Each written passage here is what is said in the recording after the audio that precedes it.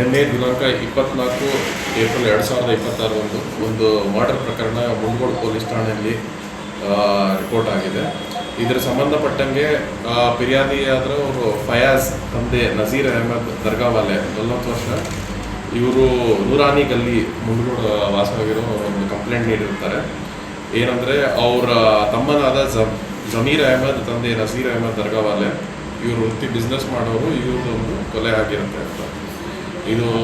ಇದರಲ್ಲಿ ಕಂಪ್ಲೇಂಟ್ ಏನಂತ ನೀಡಿರ್ತಾರೆ ಅಂದರೆ, ನಿನ್ನೆ ದಿವಸ ರಾತ್ರಿ 11ರಿಂದ 11:15 ಗಂಟೆಗೆ ಸುಮಾರು ಅವರ ತಮ್ಮ ಊಟ ಮಾಡೋದಕ್ಕೋಸ್ಕರ ಅಂಬಿಕಾ ಸಾವ್ಜಿ ಹೋಟೆಲ್ಗೆ KSRTC ಬಸ್ ಸ್ಟ್ಯಾಂಡ್ ಟೌನ್ ಎದುರುಗಡೆ ಅಲ್ಲಿ ಊಟಕ್ಕೆ ಬಂದಿರ್ತಾರೆ. ಅವ್ರ ಜೊತೆಗೆ ಅವ್ರ ಪರಿಚಯದಾರರಾದ ಸಾದಿಕ್ ಚಾವೋಸ್ ಕೂಡ ಅವ್ರನ್ನ ಬೈಕಲ್ಲಿ ಕರ್ಕೊಂಡು ಬಂದಿರ್ತಾರೆ.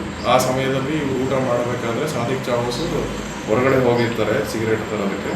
ಆ ಸಮಯದಲ್ಲಿ ಒಂದು ಅನ್ನೋನ್ 3 ಇಲ್ಲ 4 ಜನ ಬಂದಿರ್ತಾರೆ. ಅದರಲ್ಲಿ ಒಬ್ಬರು ಇವ್ರಿಗೆ ಮೃತಪಟ್ಟವರು ಜಮೀರ್ ಅಹಮದ್ ಅವರಿಗೆ ಖಾರ ಪುಡಿ ಚೆಲ್ಲಿ ಆಮೇಲೆ ಅವ್ರಿಗೆ ಚಾಕುವಿಂದ ಕುತ್ತಿಗೆಗೆ ಎಲ್ಲ ಗಾಯಪಡಿಸಿರ್ತಾರೆ. ಅದರಿಂದ ಅವರು ಅಲ್ಲೇ ಮೃತಪಟ್ಟಿರ್ತಾರೆ.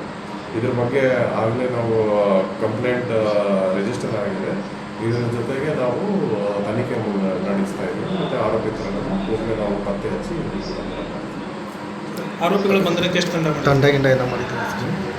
ಆರೋಪಿಗಳ ಬಂಧನಕ್ಕೆ ಟೀಮ್ ಮಾಡಿದ್ದಾರೆ. ಆರೋಪಿ ಬಂಧನಕ್ಕೆ ನಾವು ಆಗಲೇ ಇವಾಗ 3 ಟೀಮ್ ಫಾರ್ಮ್ ಮಾಡಿದ್ದೀವಿ. ಸೊ ಎಂಟೈರ್ ಫೀಲ್ಡ್ ಬೇಸ್ ಕೂಡ ಪ್ಲಸ್ ಟೆಕ್ನಿಕಲ್ ಟೀಮ್ ಕೂಡ ನಾವು ಮಾಡಿದ್ದೀವಿ. ಅದ್ರ ಜೊತೆಗೆ ನಾವು ಪತ್ತೆ ಹಚ್ತೀವಿ.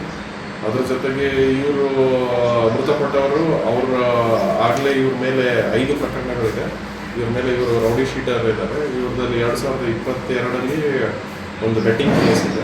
2025ರಲ್ಲಿ ಒಂದು ಸೋಷಿಯಲ್ ಮೀಡಿಯಾದ ಕೇಸ್ ಇದೆ. ಮತ್ತು Karnataka prohibition of charging exorbitant interest ಆ್ಯಕ್ಟಲ್ಲಿ 2 ಪ್ರಕರಣಗಳಿದೆ. ಮತ್ತು ಒಂದು ಕಿಡ್ನಾಪಿಂಗ್ ಕೇಸು ಕೂಡ ಮುಂದೂಡಲ್ಲಿ ರಿಜಿಸ್ಟರ್ ಆಗಿದೆ. 5 ಕೇಸಸ್ ಇದೆ. ಸೊ ಇದ್ರ ಬಗ್ಗೆ ಏನು ಕಾರಣಕ್ಕೋಸ್ಕರ ಆಗಿದೆ ಮತ್ತು ಯಾರು ಮಾಡಿದ್ದಾರೆ ಸರ್, ಆರೋಪಿಗಳ ಸುಳಿವೇನಾದರೂ ಕೊಲೆ ಆರೋಪಿಗಳ ಸುಳಿವು ಕೊಲೆ ಆರೋಪಿಗಳ ಸುಳಿವೇನಾದರೂ ಪತ್ತೆಯಾಗಿದೆ? ಇಲ್ಲ, ನಾವು ಇನ್ನೂ ತನಿಖೆ ನಡೀತಾ ಇದೆ. ಪತ್ತೆ ಆಗಿದ ತಕ್ಷಣ